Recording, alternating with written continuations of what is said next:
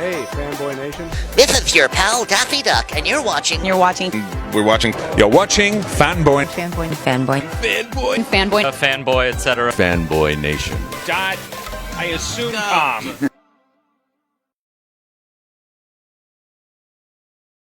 All right, good afternoon, everyone. We are talking about Hindsight, the day before. If you can see a bit of the poster behind me, now streaming as of July 22nd, we have Mark Haynes, Kely Lyons, Ted Bonnet, and MC Gainey talking about the product. Let's be honest, what is old is now new again, because people are like, this is a movie without the visuals, but all the sound effects. And I was like, oh, a radio play. And then people are like, no, it's a movie without visuals. And I was like, that's what we used to call a radio play. But this is a fantastic event. I listened to the first 3 episodes only because I give way too many spoilers and I have to go back and finish it. And I want everybody to listen to it and not go, how come he blew episode 5 for me when I just listened to the first one? Yeah. So Professional. Glad you liked it. I liked it a lot, but like I am also very much a spoiler person.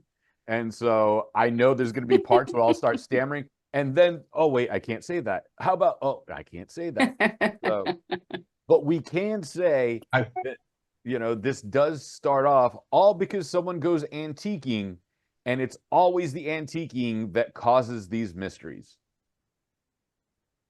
Right. Absolutely. You got it. Old houses and antiquing. Right. Either one. Yeah. Yeah.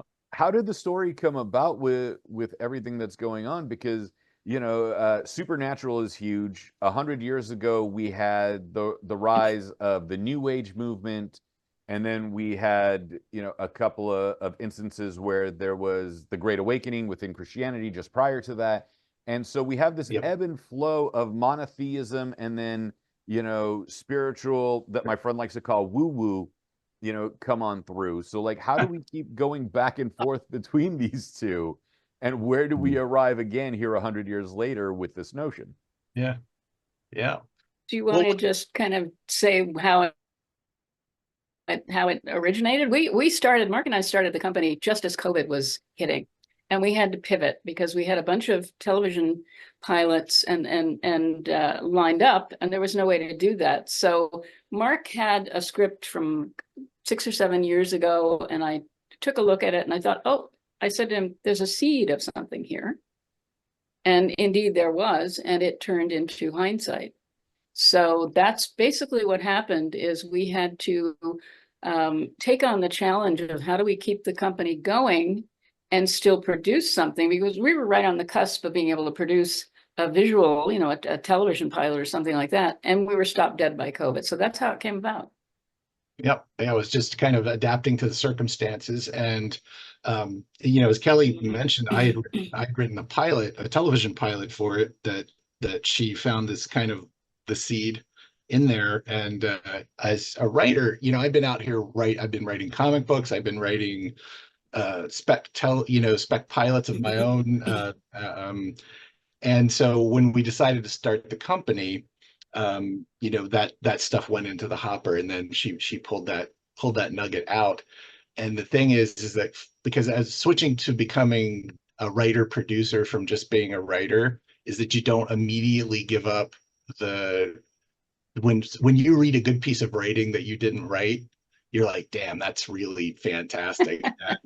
And she did that. She up-leveled this considerably. And, you know, we spent a lot of COVID kind of building out the world and the mythology that supports it. And that's the stuff that you feel. This is my cat Buckaroo, his little brother, whose name is Bonsai, is actually asleep in the other room. But they often make guest appearances. But back to this, Buckaroo, Kely, Bonsai, naturally. Kely and I, yeah. Exactly. We bought. I mean, you can, if anybody zooms in, get the captain's chair and all kinds of Star Trek stuff over there. But from decades of being a fan, and so when we really built the world out, and one of the things that we do through all the properties and projects that we're working on at MHP, and is this idea that optimism is a choice. So that's kind of a small thread that runs through it. It's not, you know, after school special or message entertainment. This is a gripping paranormal thriller, supernatural thriller, and but we also wanted to set up a situation where we could talk about things that we saw happening in our world. And this one happens to take a look at income inequality and privilege and things like that. And, you know, and that you know, for my money, there were some people who were in the news several years ago when we were developing this, where I'm like, this person is an idiot, but they're worth billions of dollars. How does that happen? And so we came up with this idea of like, well, what if there's a supernatural reason? Because that can be the only reason. So it was kind of funny in that respect. But then the more we got into it, is this notion of a higher socioeconomic class protects itself. Even if they couldn't stand each other, they will protect themselves.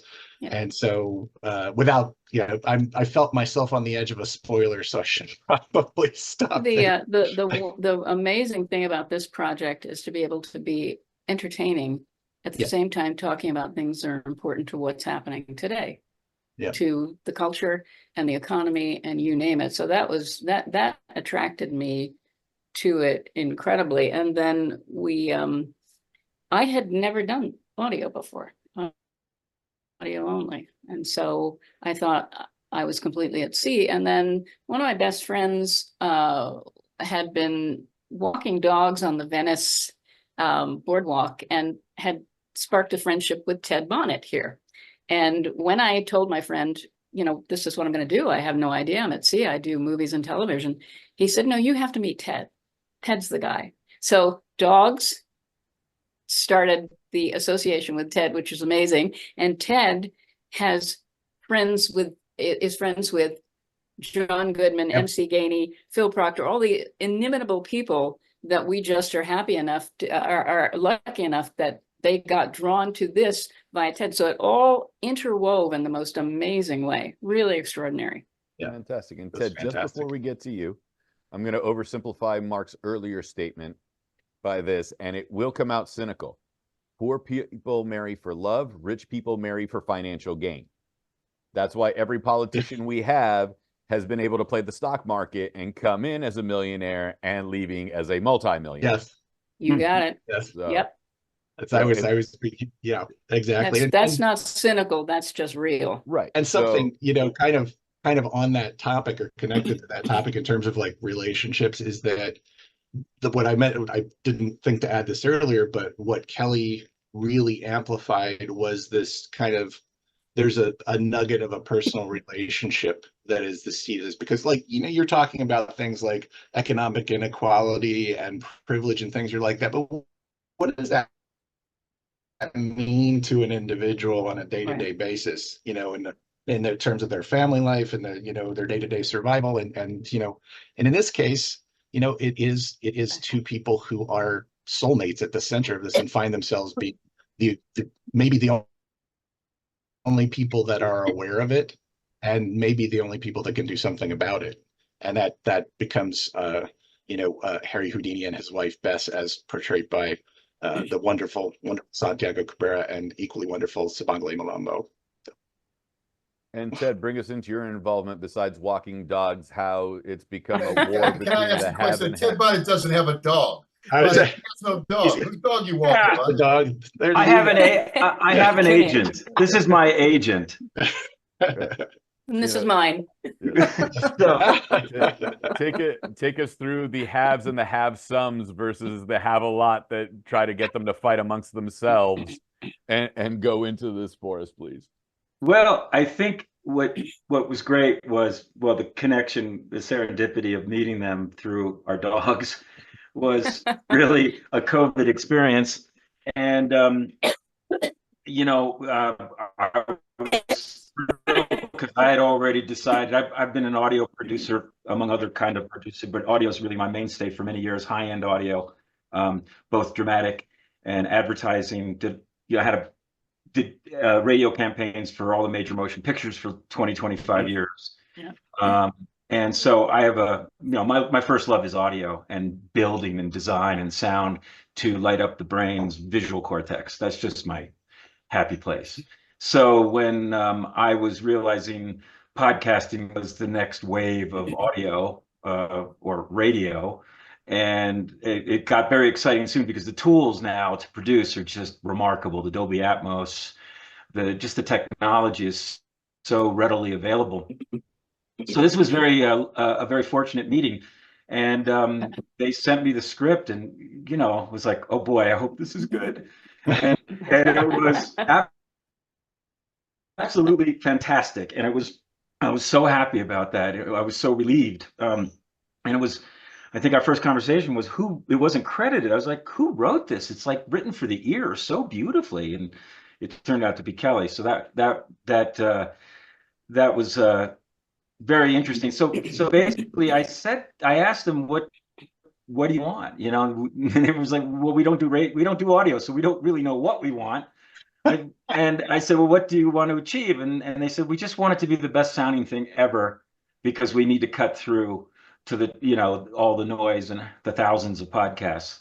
And I said, do you mean that? And God bless them, they meant it. And so they indulged me to do what I've always wanted to do, was to create the best sounding thing ever.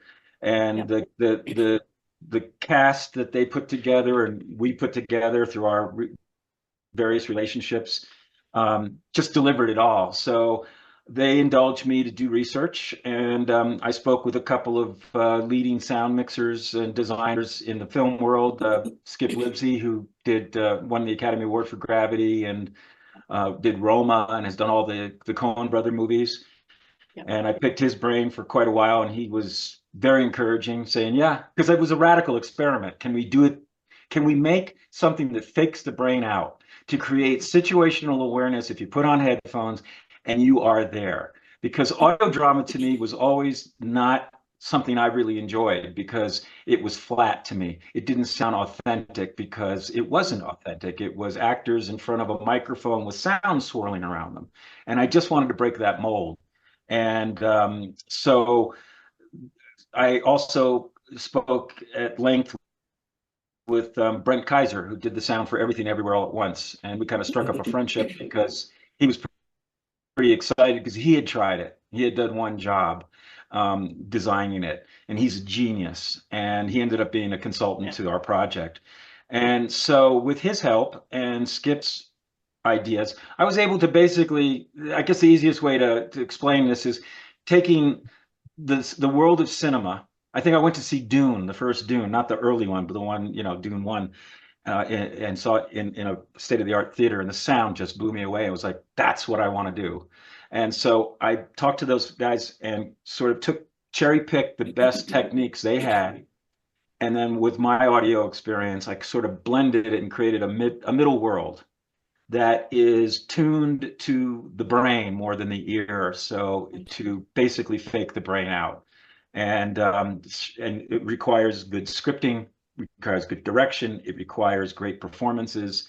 And then I had everything I needed. So then they indulged me again and let me just figure it out and do all the dialogue editing. And I'm talking about constructing from the syllable up, from the grunt up, to create sounds that you may not hear consciously, but your brain perceives and adds a sense of realism, like a creak of a chair when an actor leans in or something. Because we wanted to create, basically the goal was, let's break that static mold and let's create motion and depth, because Atmos, surround, binaural will permit that. And what we found out in the process was that we basically set up a soundstage without cameras, and we blocked the actors. And what was wonderful about that was, because I realized the actors, by being physical and moving and interacting with each other, they were able to really project their craft better.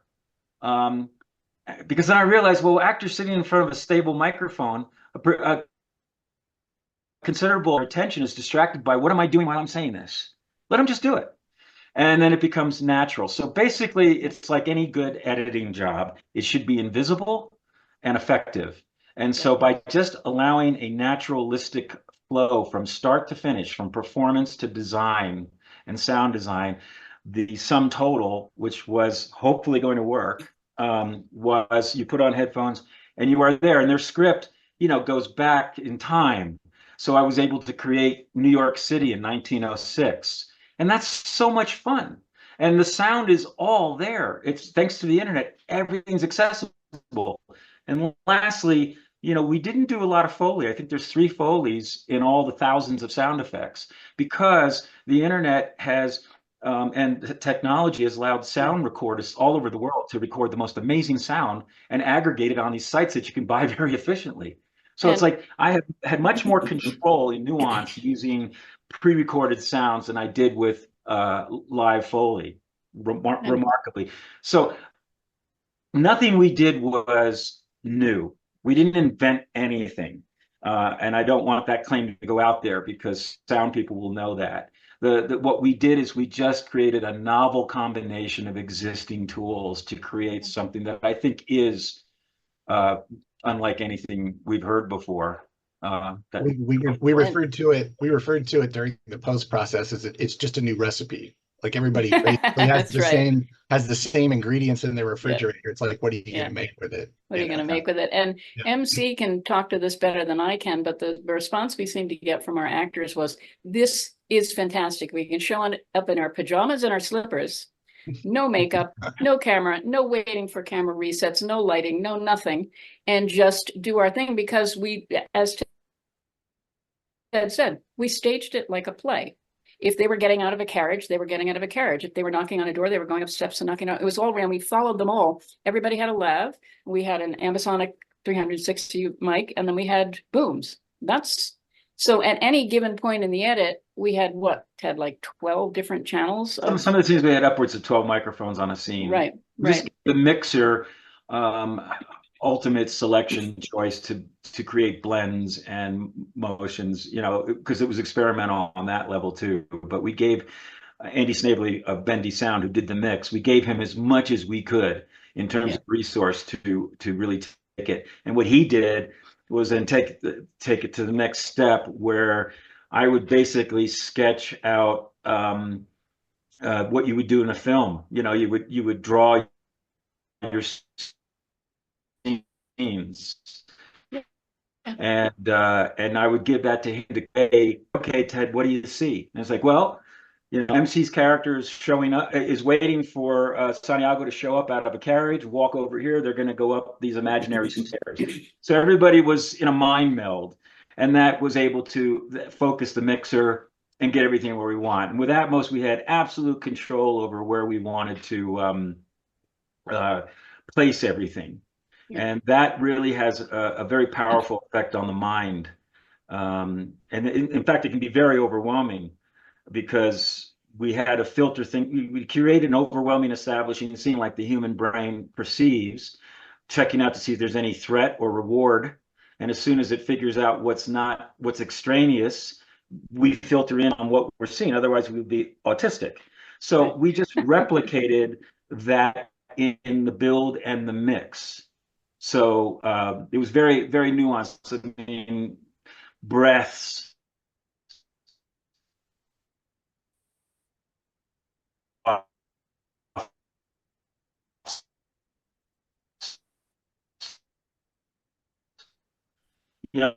everything to create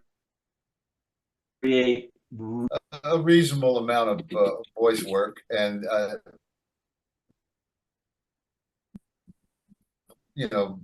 various things, and it always had a very, very monotonal sort of limited feel to it. I could be doing it from home or somewhere, but to actually be there walking around looking at the other actors in the face who are not wearing headphones, whoa, there's a shock for you. It's not like Huntley and Brinkley where you're both looking at each other. Yeah, well, come from there. Yeah. So it added a lot of reality to it, and no camera was a wonderful thing. And I like to work amongst a lot of people, and we had a lot of sound people. We had 2 or 3 dozen sound people running around with moving microphones and everything, and it was very freeing, and it felt real. And as much as all the technical stuff, the material was wonderful, cartoon mouse voices are cool, but this is a complicated, nuanced, deep story that the characters aren't just the facts, man, just the fact. No, people are emotionally connected to everything they're doing. And when you can hear all of that, hey, why haven't we done this before? And let's do some more. And MC, real quick, since everybody else has shown off their pets, would you like to go get your canary or your parrot first? No, so we I'm can doing use this that? I'm doing this from my agent's office. I'd be happy to get one of them. Oh no, no.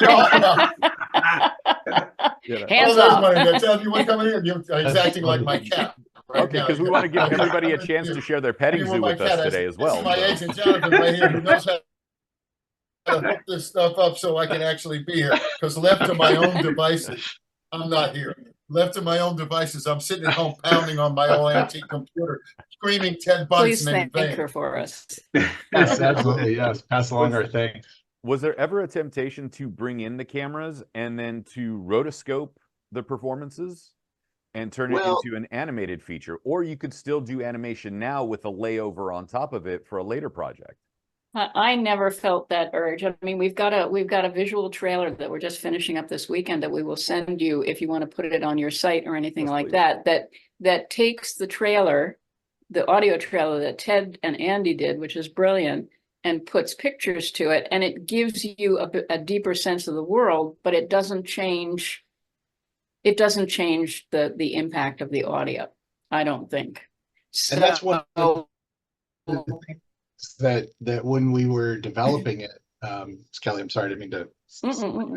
Was when we were developing this that we came to very quickly from listening to other specifically fiction podcasts, and there are podcasts out there that, as writers in television and film, you can listen to and identify that somebody has just decided to record the dialogue of something that was written for visual. And in working with Ted and listening to examples, it's like you really have to make sure the material is written to the medium in that respect. So even as an animation, kind of converting it to an animation, in an animation you would still have the ability to see a character's reaction to something that happens, whereas in our podcast we generally use music cues and sound effects to communicate that a character is reacting to something. And so, and that's why Kely developed an incredible original story based in this world that started with a pilot from 5 years ago. Yeah, and one of the executions of why it is apples and oranges with visual is that one of the luxuries we have with doing sound is that we are not locked into a two-dimensional screen in front of us. Mm-hmm. We have far more spatial freedom to replicate the way we hear and perceive the world through our hearing. And as a result, like I say, if you look at the visual cortex as sort of a canvas and you paint to the canvas, it transcends the limitations of the visual. Sounds weird, but really the brain is the fastest, most economical visual effects house you'll ever hear of. So that intrinsically makes it an interactive medium, because by sheer comprehension requires it to be an interactive medium for the listeners. So that's why the impact, if done properly, is as powerful as anything. Right. I was just looking at it as a financial situation where, all right, we have the first 6 episodes done. Now we're a year and a half past. Hey, we have a second option for you for more financial gain. Here's an animated version for the visual aspect. Well, the overall plan is we have 4 more episodes to record to finish season 1, and then and then we are pitching it as a television series, and we've got the proof of concept, so that's nailed. But we do now have interest from several sizable production companies to turn it into a television series. And that was, no, I'm done. One of the things that we had done from the beginning was this idea that when we cast it, we wanted the names that were in it to be recognizable and have a following. And so we actually went to a casting director with a specific request, and we talked about the project. He happened to be a Houdini fan, which was to our benefit considerably. And we just said, let's cast this like we're casting a TV show. But we also have the freedom of it being an audio, so anybody can play any role. And that's where, it's smaller back here, but that's where we ended up with this amazing group of people, and then of course Ted brought MC, and what's interesting is that our casting director had MC was on his list before we knew that Ted knew him. So Right. So it was like we were coming at you from two different directions, sir.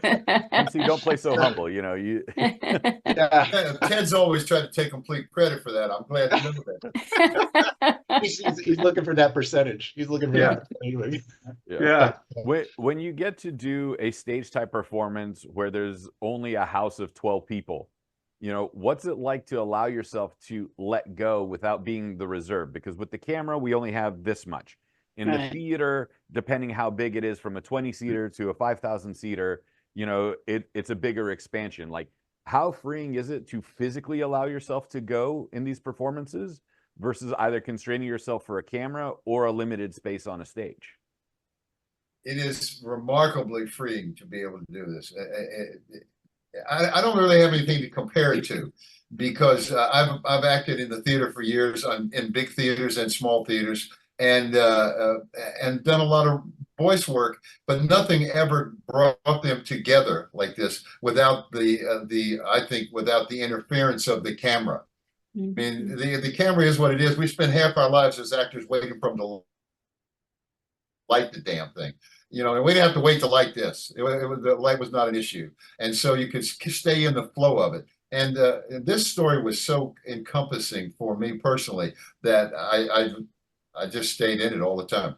I mean, Bonnet would go get my craft service, and I would still be the same character when he came back. Some things don't change. Some things don't change. It's a remarkable experience to do it, to be moving around, because you really do get used to sitting at a table with four other people with microphones and doing it, and it's really there's nothing else like it. Now you can have a banana in one hand, script in the other, and just roam around the stage. That's it. And the most. I'm so sorry. Go ahead, Kely. I just wanted the most frequent comment we get from the actors who have worked on this, because actors really do like to have fun. Oh yeah. They said, this was so much fun. When are we doing it again? Yeah. Literally. Yeah. And the reason, John Goodman and MC will come down on a phone call. I mean, I contacted John and said, hey, I'm working on something kind of interesting. Are you interested? And he responded in 5 minutes, says, I'm in, because we come from a radio background in New York. He was doing a comedy improv show, as was I, on the same radio station, different shows. We didn't know each other at the time. But when you get the disease of radio as a performer, you go for it, because it is one of the most purest forms for a performer. Oh yeah. It's so intimate. It's storytelling. It's storytelling. And one of the cool things is you don't have to worry about your face and how it's lit and all that. It also is far more intimate. Like, for example, Ian Anthony Dale, he plays the villain, and he's a supernatural kind of guy. And so I just pulled him aside for a minute and worked. Kely was doing dramatic direction. She had all that covered. I'm just concerned with cutting, mixing, and characterizations. And so I just pulled Ian aside for a minute and said, go guttural. And I just sort of worked with him on creating this sensibility that there's more than just a voice box coming out of his entity, that it's, and that helped bridge the between the actor and the character in the audio format. It added so much more intimacy. It's these very delicate things that audio allows for. And it was great, and that really, I think it helped Ian develop that character uniquely for the audio spectrum. Just an audience response. My sister, I've been in this industry for years, and she never really has liked anything I've done. We're very, very different. And so I sent them to her, and I didn't really expect her to listen to them. She consumed them and called me and said, how did you do this? why am I getting goosebumps from this audio? This is the most amazing thing I've ever heard in my life. Now that's my test right there. Is your sister that doesn't like Even anything? Dolby, yeah, Dolby did a conversion of the files so it would sound like it does in the theaters, and it would be encoded for Dolby Digital Plus, it's called. And they took our masters and did the digitization. They gave me a call, and they're pretty skeptical. They work with all the best people in film. And they said, come over here. I want you to hear this. And they put me in a Dolby room. It doesn't get better than that. And I could hear the single brush stroke of one sound that I never intended to be conscious. Yeah. I could hear it. And Dolby's reaction, they said, well, it's like cinema for the ear. And their takeaway was, they were trying to describe it, and it was like, it's just so natural sounding.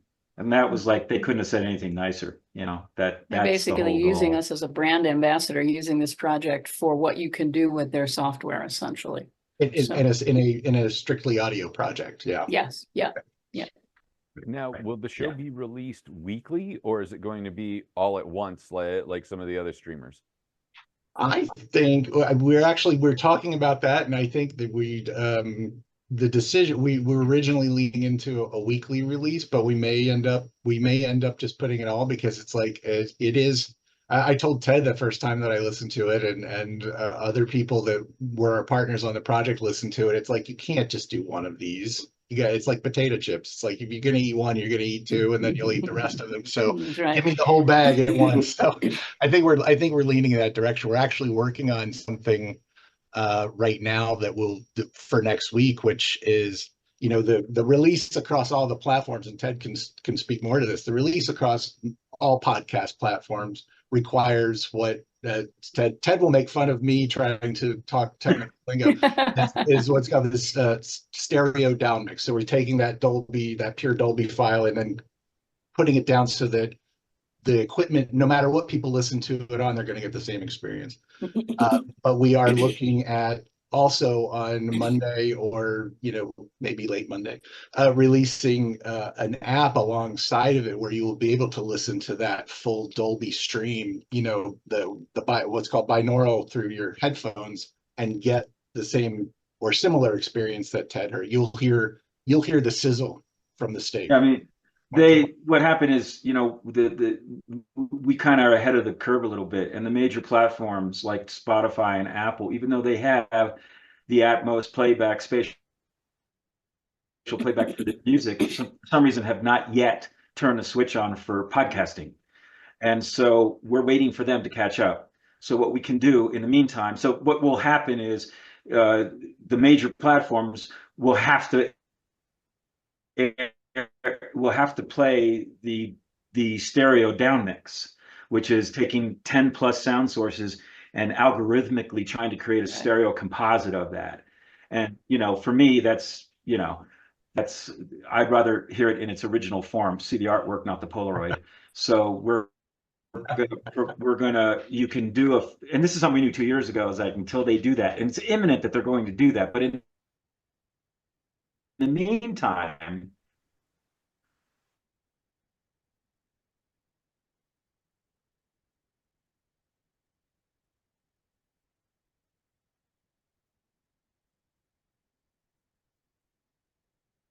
Are we? If you We got that. That would help. Sorry, guys.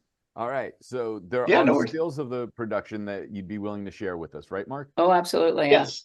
Yeah, Fantastic. absolutely. Anything that, if I don't, because we're at, we got that, and we'll probably have some video somewhere too, if we wanted. I don't know. Well, if that's we're gonna edit the behind the scenes video and the EPK stuff, and then the trailer, the visual trailer will be up there, and so people will really have some things to chomp on. So with Comic-Con coming next week, and since Mark is a comic book guy, he'll get this a little more closer to his heart than anybody else.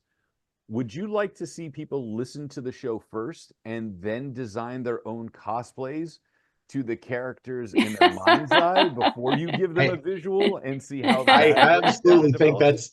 I think that would be fantastic. I have actually, from the comic book writing aspect, I wrote a comic book an original comic book series I co-wrote based on the TV show Stargate Atlantis, and then another one based on Stargate Universe. And for the past couple of years, there used to be a Stargate convention in Vancouver that would run every year, because that franchise was in continuous production for 14 years in Vancouver. So it's like they were having their convention all the time.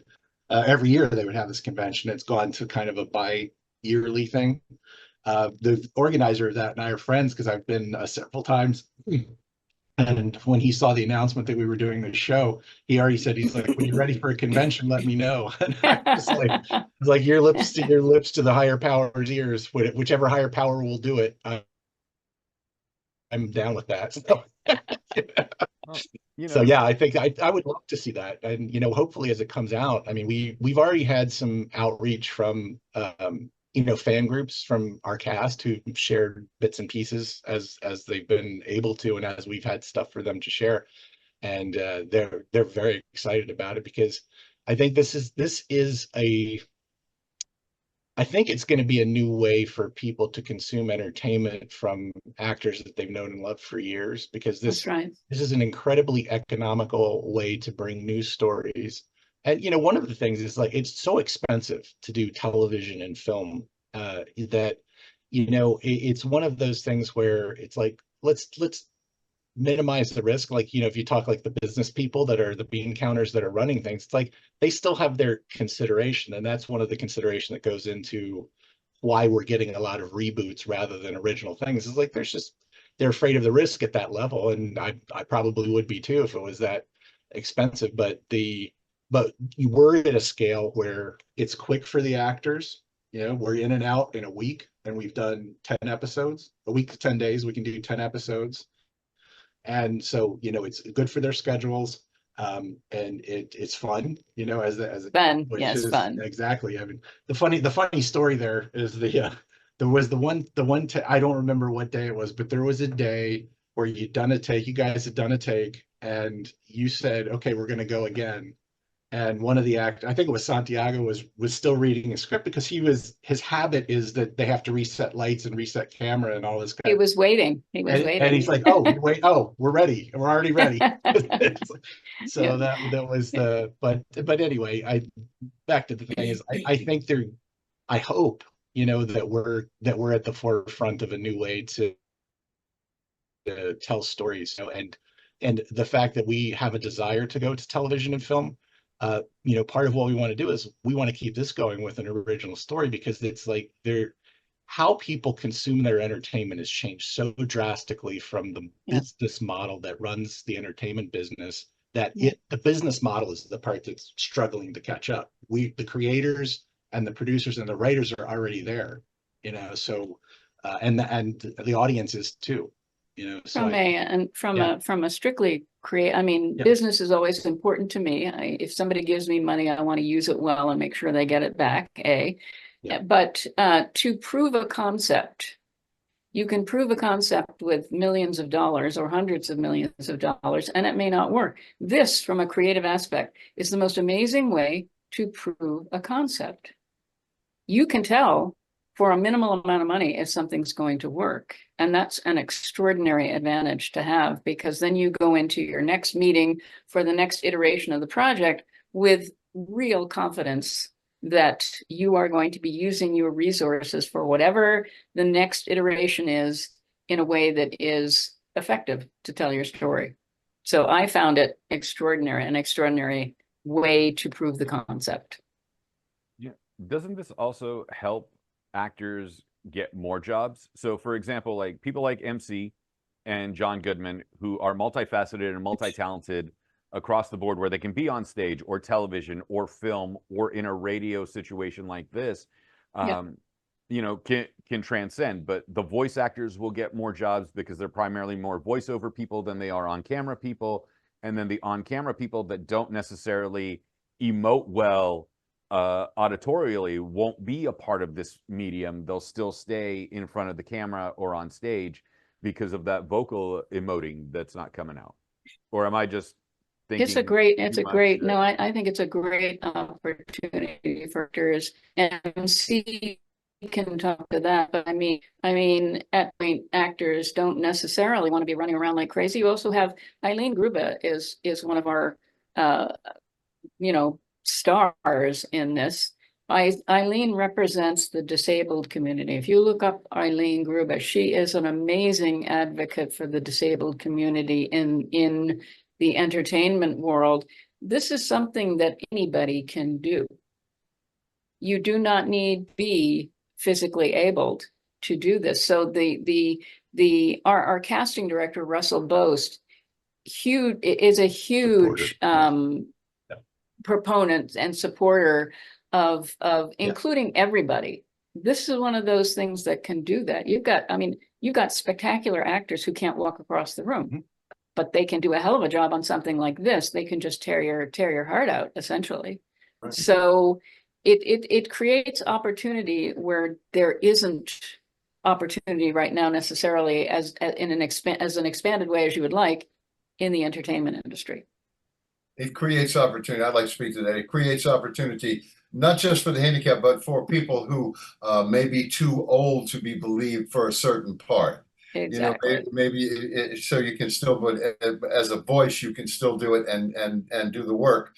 And I think it also, this is just me saying it, I think it also creates an opportunity for an entire generation of kids who've grown up on visual to actually hear something and realize that your mind translate words into a visual thing that you are seeing, even if your eyes are closed.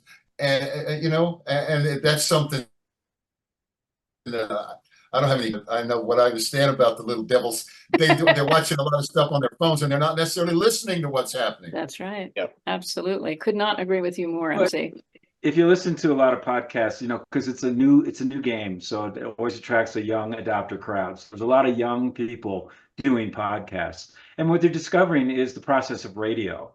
And one of the things that we have going for us is a little seasoning because we come from that radio. So we've learned a lot of tricks. And I think that gives Hindsight a leg up in terms of its effectiveness because there's a lot of combined seasoning in this project. It does indeed, Ted. I was doing a podcast during the pandemic just for giggles and with a camera. So maybe it's not, maybe it's something else. You have a camera, and it was just interfering. It was unnecessary. And then when I was on the radio with you from time to time, it's like, oh, now we're back inside our heads. Now we're back talking to each other again. Right, I'm in favor of eliminating as much of the interference of the got to look this way, got to look that way as possible. Yeah. Now, to a point to that is for example, I had a friend in college who was Italian from Northern Italy. And he was an actor, and he never got a single Italian role because he didn't look Italian or what they thought fit the mold of what someone looked Italian. Yes. And, spoke the language fluently, was from Northern Italy, had the accent, very like a faint accent, but it was still there. And they're just like, yeah, you're not believable as Italian. And like his whole mindset, you want to see my passport? You want to see my birth certificate? You want to see my baptismal certificate, which church it was in Italy? Like, what more? I got to walk in here with a pot of sauce? Like, what are you going to believe me? Yes. Oh, he's Northern Italian. That's right. That's right. Yes, my mistake. Sorry. Cream sauce. Northern Italian's cream sauce. That's great. I just got hungry though talking. Yeah, say anything about pasta or Italian to me, and my stomach instantly goes. After watching Pope of Greenwich Village like 5 times when it came out, for the next year I ate nothing but tortellini. But it's just so interesting that there's this concept of you don't look something that you are. Like that's happened to me a few times. I did an audio audition for a voiceover. And they were like, oh, that's fantastic. Are you from this specific region? And I said, no, I'm from the Levant. I'm not from the Gulf. And they're like, oh, sorry, we only want people from the Gulf, not the Levant. Too bad. Right. Oh, and then you have talents like Proctor, who can play 13 different characters of all ages and all colors, all denominations, creeds, everything. And he can play them all. And he doesn't look like any of them. Maybe he looks like all of them. Well, remember growing up on radio. I went through this where I was a big radio fan, and it was always disappointing to go see them when they did personal appearances, because it was like, no, that's not my mind's eye. That's And it's right. like it just kind of wrecked it. That again, that plays to the power of the audio, because it again, that's another aspect of that participatory aspect, interactive aspect to it, because you're dressing it, you're participating, you're coloring it, it becomes yours. That's right. And that's why I think, it's not a bad idea to Netflix a series, because it is binge worthy. And when you Yep. put all 6 episodes together, it's about a feature. It's an hour 50, something like that. So Yeah. it's an easy sit down. And the funny thing is, when I tell people, oh yeah, I'll take a listen to it. I'm going to put it on when I get on the treadmill tomorrow. And that you just don't say that to somebody like that. I said, no, no, no, no, no, no, no. This is not a treadmill. Do you get on a treadmill when you go to the theater? No, you sit down and pay attention, relax, drink, whatever you do. Just give your mind, give your mind Free the best reign. Yeah. experience. I, Yeah. a friend of mine, I will tell you this, Ted, that I did see somebody, a friend of mine was listening to it. We were at the gym, and as we're listening to it, I said, listen to this while they were just going to do cardio. I'm over lifting weights or whatever. And so they start listening to it. They're going to listen to it on the treadmill. And so they're listening, they're walking for about 5 minutes. They're like this. And then, where you could step off the belt and put your feet to the sides, they did that way for the next 15, 20 minutes, like whatever the rest of the episode was. And he's like, that was amazing. I didn't get my workout in, but that was amazing. That was incredible. So you can't hear the single hairbrush sound when you're on the screen. I'm sorry. No, exactly. But I like to tell people that the story and the production stopped him in his tracks. Just like, so yeah. You mentioned the possibility of a convention at some point, since down the road, and with the reaction of what it's going to be, because again, I heard the first 3 of 6 that were incredible.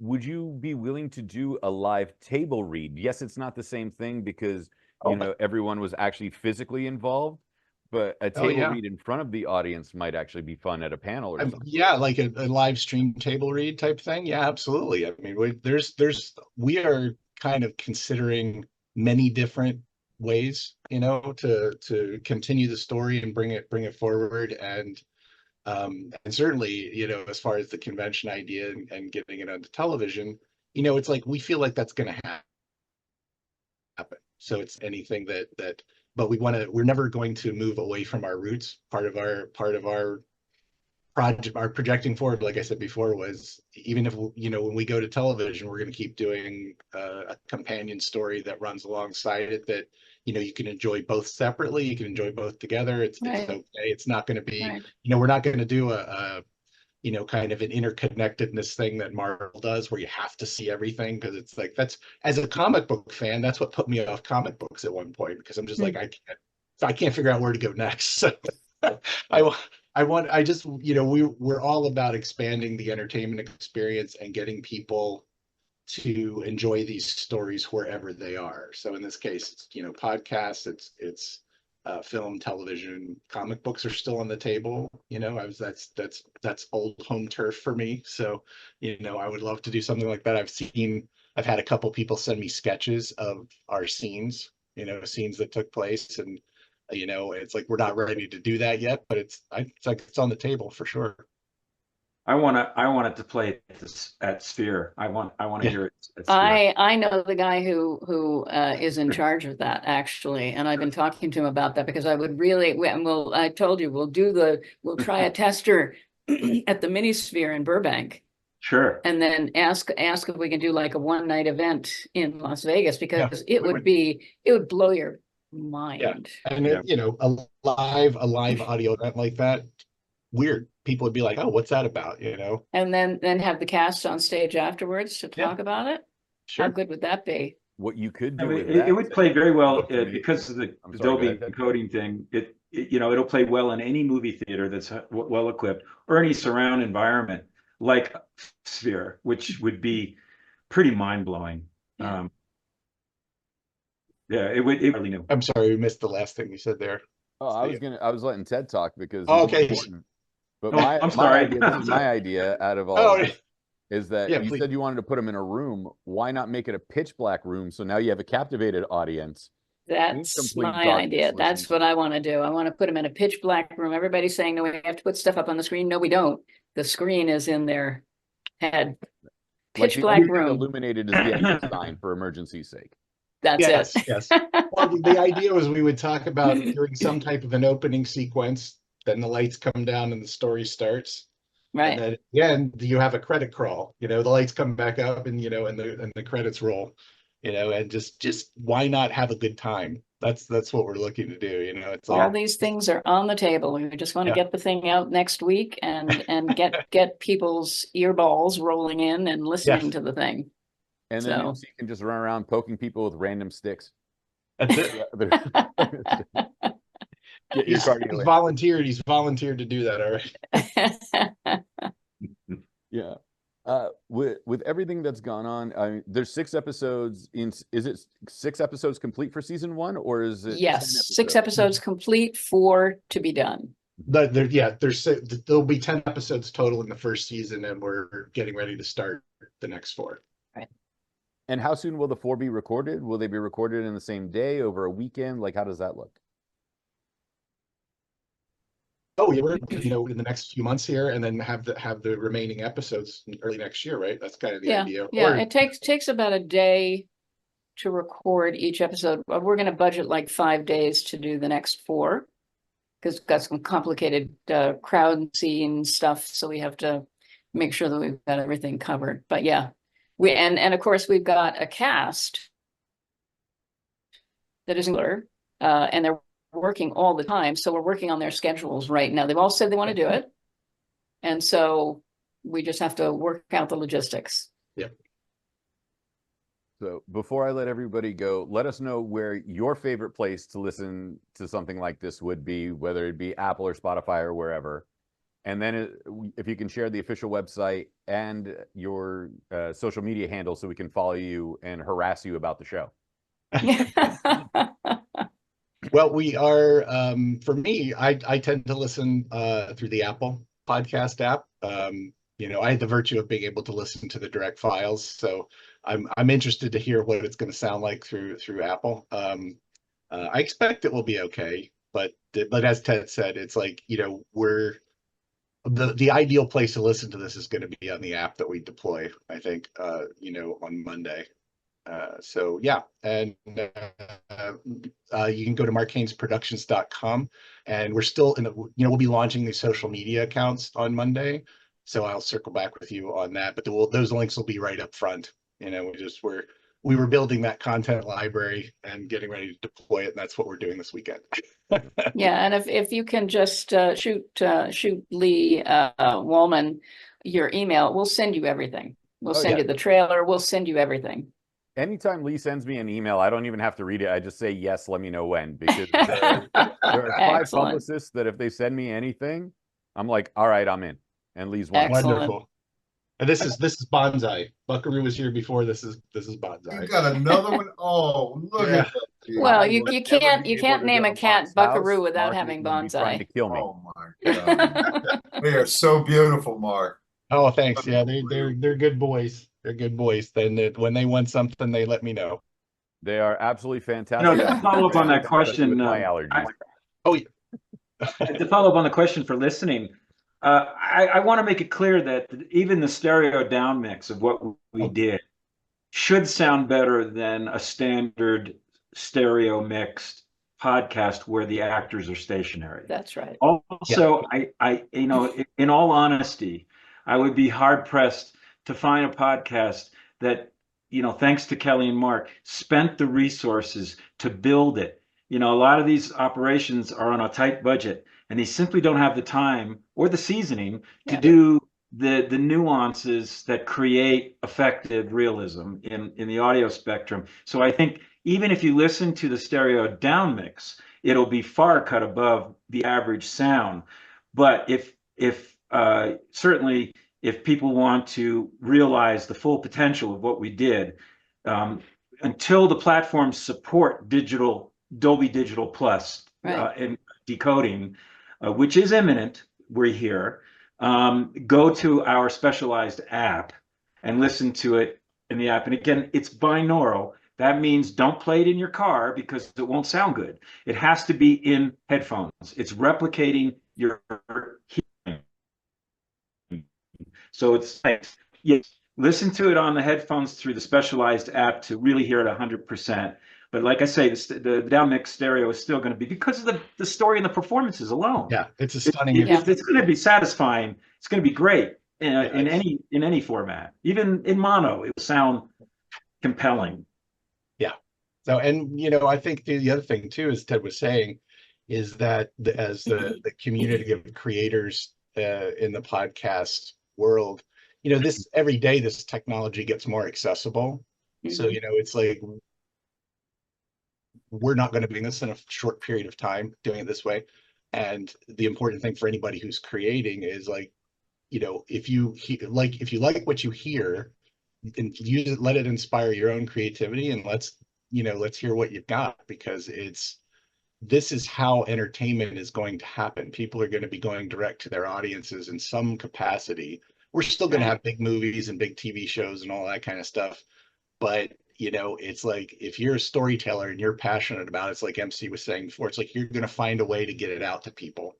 And podcasting is quick, and you can do amazing things with it. And we just, we want to be part of that world and that community and support it in any way we can. And Dolby is, of course, moving in that direction. They want to, put their tools in the hands of people who are doing similar work. So I'd like to say that when I was doing it, I was very aware that the people holding the booms, the soldiers involved in this, men and women who are actually doing this, who've never gotten to do anything like this before. They've never been called upon to walk around the room and follow actors and get down on the floor and point this up, that you infected them with this.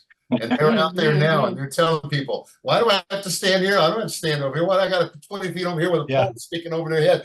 I could do this. It's out there, man. It's out there now. And it's only going to be more and more and more. And someday we're going to be talking about all of us like we're real smart. Well, it's like, well, hopefully they talk nice. Hopefully they say nice things, because we're already old. And the handle for my social handle is radiopictures.com. That will give a little more background on the technical stuff and some nonfiction programs I'm developing that take the same technique and just literally take people back into history. And you are there. Yeah, with your permission, we'll get your email from Lee, and we'll just shoot you all the relevant stuff. Yeah, and please, if you'll have me out for a set visit, I'd love it. Oh my gosh, yes, we're doing it. Yeah. Where are you located? Huntington Beach. Oh, okay. You're not far right away. down the road. Yeah. Oh, that's so bad. Too bad. Life sucks. There was what's funny is that we went to Podcast Evolutions in April, and there was a facility in Irvine that was very much interested in trying to get us to come down there to record. And I was like, well, we'll see. We'll see what happens, because she gave me a brochure, and I was like, wow, this place looks cool. But if that would be, but wherever we end up doing it, you're absolutely more than welcome to come up and for sure. Thank you so much. Yeah, Irvine has a lot of hidden gems when it comes to that stuff. Like, not everybody knows where the audio stations are or the audio recording places are, but I mean, they've got quite a few that are like top notch that nobody knows about. And they've got some like traditional production stuff tucked in around there too. I was about to ramble, but I'm learning to stop myself. As my Thank you very much, Robert. Yeah. Thank you, everyone. Hindsight drops July 22nd on all major platforms. Keep an eye open for the app and everything else that comes along with it. At some point, Ted's going to release a vinyl collection of the shows just so we could be those audio files. That would be great. Cool. Thank you. I really appreciate everyone's time. Thank you so much. Thank you. See you.